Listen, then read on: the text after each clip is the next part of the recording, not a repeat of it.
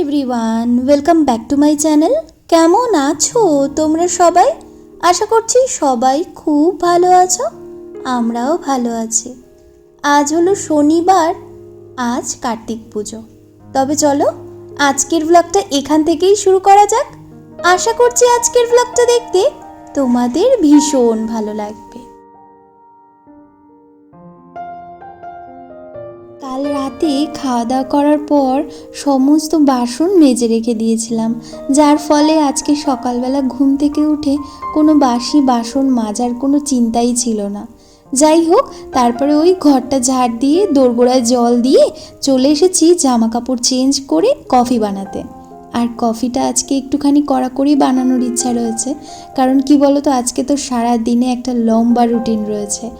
আর শীতকালে যেদিন এরকম লম্বা রুটিন থাকে সেই দিন না সকাল সকাল ঘুম থেকে উঠেই কড়া করে 1 কাপ আমরা কফি খাই, আর তাতে কি হয়, শরীরটা ভীষণ এনার্জি পায় জানো।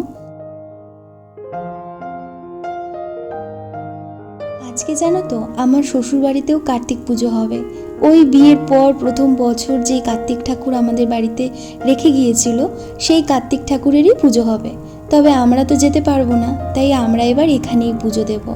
আর কেমন জানি সব কিছু অন্যরকম হয়ে গেছে এবছরটা জানো।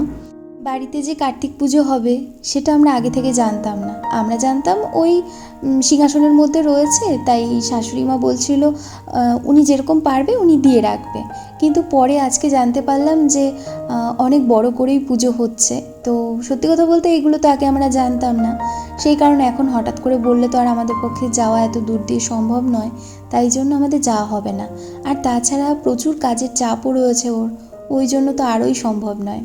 এদিকে আজকে সকালবেলা চাল নিতে এসে দেখি চালের পাত্রটা প্রায় বাড়ন্ত হয়ে এসেছে, তাই জন্য ওই বস্তার চালটা চালের পাত্রে তুলে নিচ্ছি।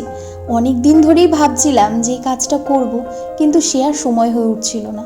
ওই যখন দেখছিলাম বাড়ন্ত হয়ে এসেছে তখন কি করছিলাম, হাফ করে নিচ্ছিলাম, মানে এই যে পাত্রটা এটা হাফ মতো নিয়ে নিচ্ছিলাম।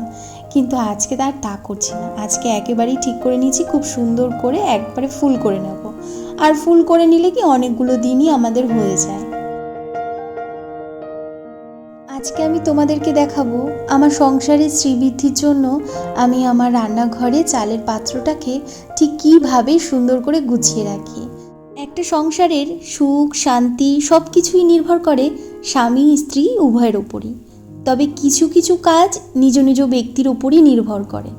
এই যেমন ধরো, সংসারে আয় রোজগার করে চাল এনে দেওয়াটা স্বামীর কাজ, কিন্তু সেই চালটা লক্ষ্মীশ্রী দিয়ে সংসারে খুব সুন্দরভাবে সংগ্রহ করে রাখাটা স্ত্রীর কাজ।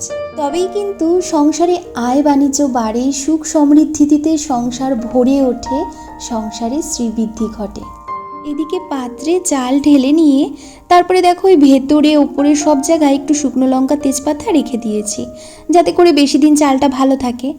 আর এই যে জিনিসটা দিয়ে যে তুমি প্রতিদিন চাল তুলি, এটাকে কি বলে আমি জানি না, জানো তোমরা যদি জানো একটু জানিও তো এটাকে কি বলে। তো এটা কি করলাম বলো তো, চাল দিয়ে আবার ভরাট করে রেখে দিলাম। বলা হয় চালের পাত্রে যে জিনিসটা দিয়ে চাল তোলা হয় সেটা কখনো খালি রাখতে নেই, আর অবশ্যই সব শেষে একটা পয়সার কয়েন দিয়ে দিতে হয়। তো আমি 5 টাকার একটা কয়েন রেখে দিলাম, ব্যাস এইটুকুই। আর যখনই প্রতিদিন সকালে আমি এই চালের পাত্রটা ধরি তখন কিন্তু কখনোই আমি বাসি কাপড়ে ধরি না, কারণ চাল কখনো বাসি কাপড়ে ধরতে নেই। আর কিছুক্ষণের মধ্যেই রান্নাবান্নাটা তাড়াতাড়ি করে সেরে তারপরে কার্তিক পুজো দেওয়া হবে আমাদের বাড়িতে। তবে এই ব্লগটা না আর পুরোটা রেডি করে পারিনি, কিন্তু চিন্তা করো না, পরের ব্লগটা কিন্তু খুব তাড়াতাড়ি আসছে, আর সেই ব্লগটা আরও সুন্দর হতে চলেছে। তবে চলো আজকের মতো তোমাদেরকে এখানেই বিদায় জানাচ্ছি, তোমাদের সাথে পরবর্তী ব্লগে দেখা হচ্ছে, টাটা।